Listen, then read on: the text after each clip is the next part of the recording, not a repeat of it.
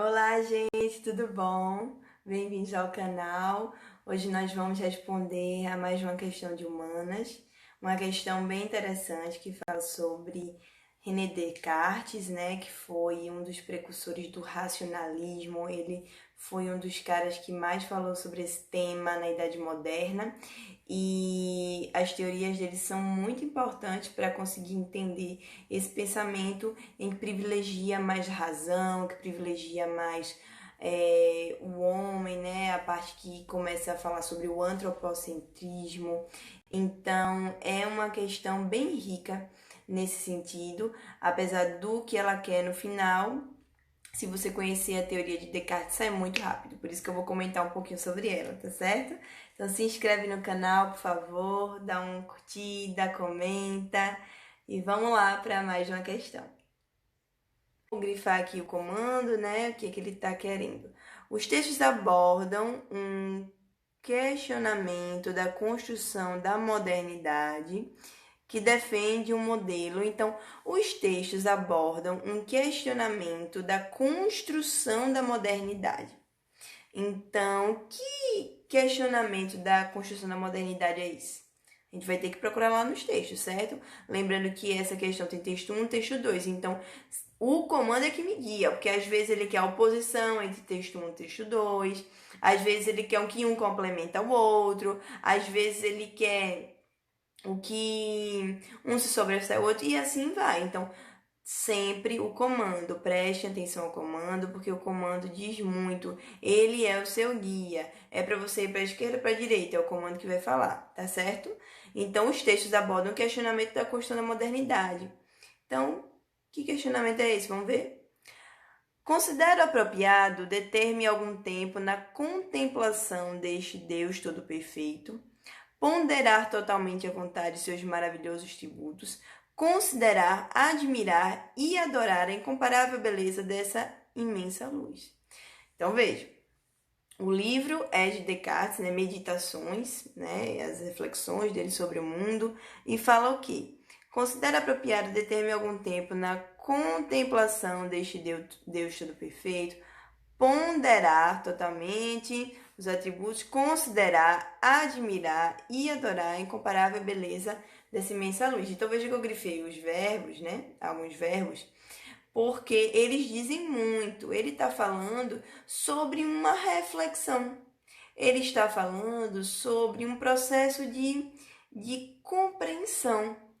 Não é aquela coisa, por exemplo, a gente sabe, cada um tem sua religião, cada um tem sua fé, e a Igreja Católica prega a doutrina que fala sobre a gente adorar Deus, amar tudo que se refere a Deus, mas de uma certa forma, em nenhum momento há o questionamento do porquê, que é o que o racionalismo vem fazer. Porque na época da Idade Moderna foi bem depois de que a Idade Média teve o declínio. A Igreja Católica também vai declinar, porque a Igreja Católica é quem comanda a Idade Média, e a Igreja Católica não fazia você questionar o porquê de você fazer tal ação para Deus, por exemplo. Faça e pronto.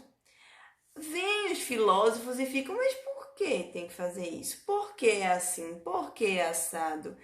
Vamos compreender melhor isso, esse processo. Então, os filósofos da Idade Moderna, eles vão começar a questionar coisas que antes não eram questionadas. Então, veja que isso é que está trazendo o texto 1, esses questionamentos.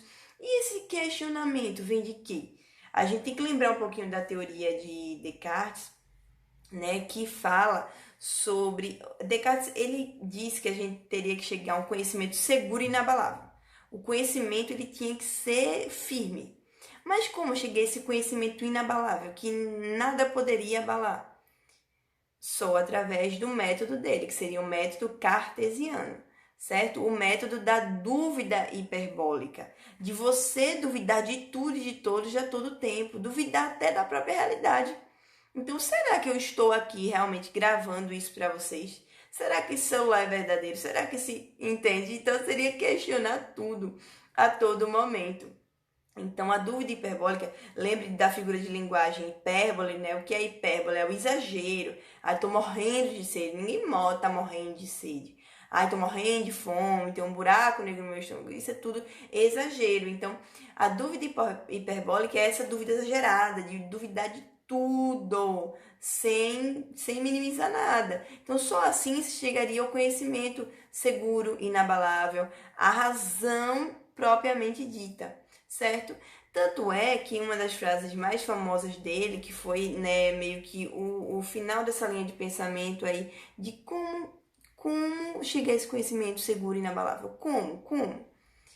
Pensando, fazendo esses questionamentos, questionando, duvidando, tentando compreender. Por isso que penso, logo existo.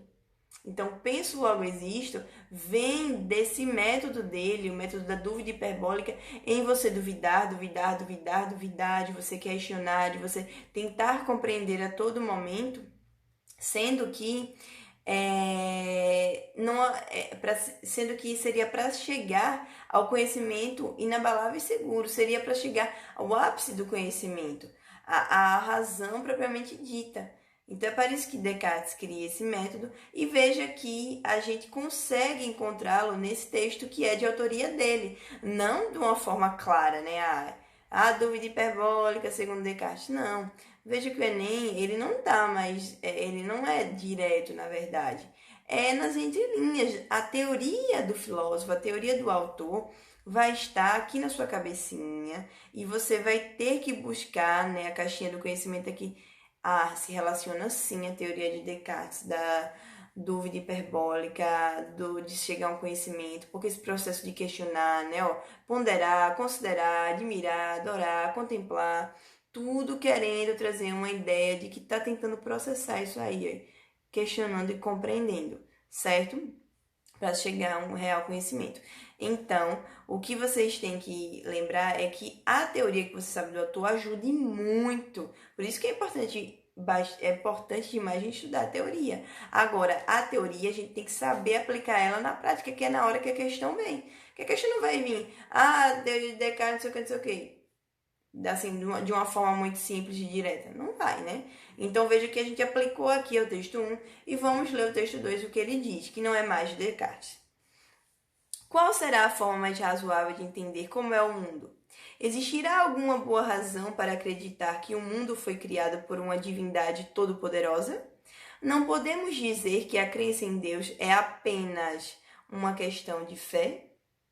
Então veja que esses textos estão trazendo algo que está naquele embate que eu falei. Lembra que eu falei que a Idade Média, a igreja é quem dominava, a Idade Moderna ela cai esse poder, passa a haver um foco mais na razão, um foco, né, antropocentrismo entra em jogo, que é o homem como centro das coisas, estuda-se mais, questiona-se mais, e esses porquês levam a outras teorias, levam a aquelas inquietudes da mente, do pensamento próprio da filosofia, que antes na Idade Média isso não aparecia, porque a Igreja Católica não permitia esse espaço.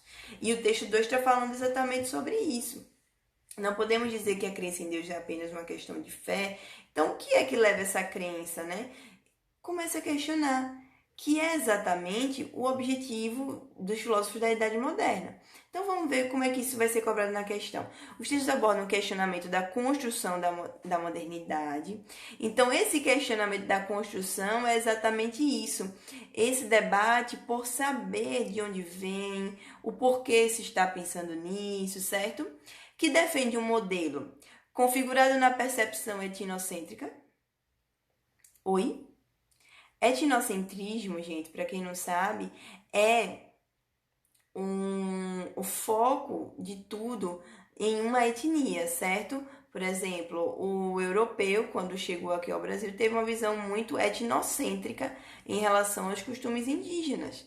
Então, eles achavam que, na verdade, a cultura deles, né, a etnia europeia deles, era superior e pronto, e não teria como considerar o modo de vida dos indígenas, a cultura indígena, e eles resolveram aniquilar e todo aquele processo, né, que a gente sabe que aconteceu com a nossa etnia fundadora aqui do Brasil. Então, existe uma percepção etnocêntrica, aí tá falando disso, de etnocentrismo, de alguma questão étnica? Não, nenhum dos textos. Defende um modelo focado na legitimação contratualista.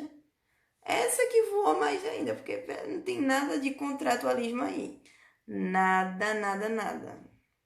Letra C, fundamentado na ordenação imanentista. Não.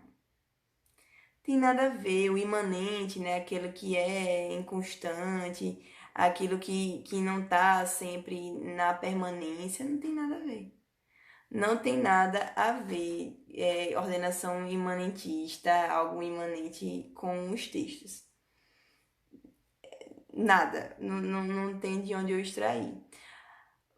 Questionamento da construção da modernidade que defende um modelo baseado na explicação mitológica, pronto. Aí também forçou muito, porque quem fala sobre mito não vai ser Descartes, muito longe de Descartes, na verdade, os filósofos pré-socráticos, certo? A gente vai ter Anaxímenes, Anaximandro, vamos ter Demócrito e Leucipo, Tales de Mileto, certo? A gente vai ter esses outros filósofos aí pré-socráticos que vão falar, tentar explicar através de um princípio originário. Na verdade, o mito vem antes, né? Desculpe, o mito vem antes dos filósofos pré-socráticos, e os filósofos pré-socráticos, na tentativa de ultrapassar o mito, porque a única forma de explicação para a realidade era o mito, e não se queria mais só ficar pegado na mitologia grega, na mitologia dos astros. Não. Agora a gente queria uma fórmula para como surge o universo. E aí vem os princípios originários, cada um dos filósofos pré-socráticos vai ter um arqué, que é um princípio originário. Por exemplo, Tales de Mileto era a água, Demócrito e o Leucipo, né, é o átomo, e aí vai, certo? Então, a explicação mitológica é antes dos filósofos pré-socráticos. Então, nada a ver com o texto que está falando da sociedade moderna. Os textos abordam o questionamento da construção da modernidade, que defende um modelo centrado na razão humana. É o mais coerente, é o item mais coerente diante de tudo que a gente viu aqui do nosso conteúdo prévio e diante do que os textos falam. Veja que essa questão é bem fácil, porque os itens não tinham muita relação, não tinha distrator, de fato. Porque nenhum desses, para mim, se revela como distrator, caraca, esse distrator ficava ali na dúvida. Então, essa é uma questão fácil, porque ela nem cobrou realmente a fundo a teoria de Descartes, mas relacionando aí sutilmente, ela trouxe. Que é o quê? O que é que Descartes estuda? É a razão. Racionalismo, a busca por um conhecimento seguro, a busca por um conhecimento inabalável. Através disso, ele faz a dúvida hiperbólica, que é esses questionamentos constantes. Então, veja que a questão cobrou de uma forma muito sutil, mas só por eliminação dos itens você conseguia responder, certo? Então, a razão humana é esse modelo que começa a questionar as coisas na modernidade, certo? E a gente vai ter o homem, né, como centro das coisas, não mais a fé que existia na Idade Média, tá certo? E uma outra concepção de análise vai começar a ser feita. E quando ela começa a ser feita, a gente vê que a razão é que entra mais em foco e sai aquela falta de questionamento, aquela subserviência do fato de aceitar tudo que a Igreja Católica vinha e deixar passar, tá bom? Aí já a questão não precisava de todo esse conhecimento prévio, mas é super importante ter a teoria. Porque você vendo aí Descartes, sabendo a teoria e a razão, a olhadinha nos outros, nada a ver, já ia embora, certo? Então é isso que a gente quer, ganhar agilidade, ganhar a habilidade na questão, certo?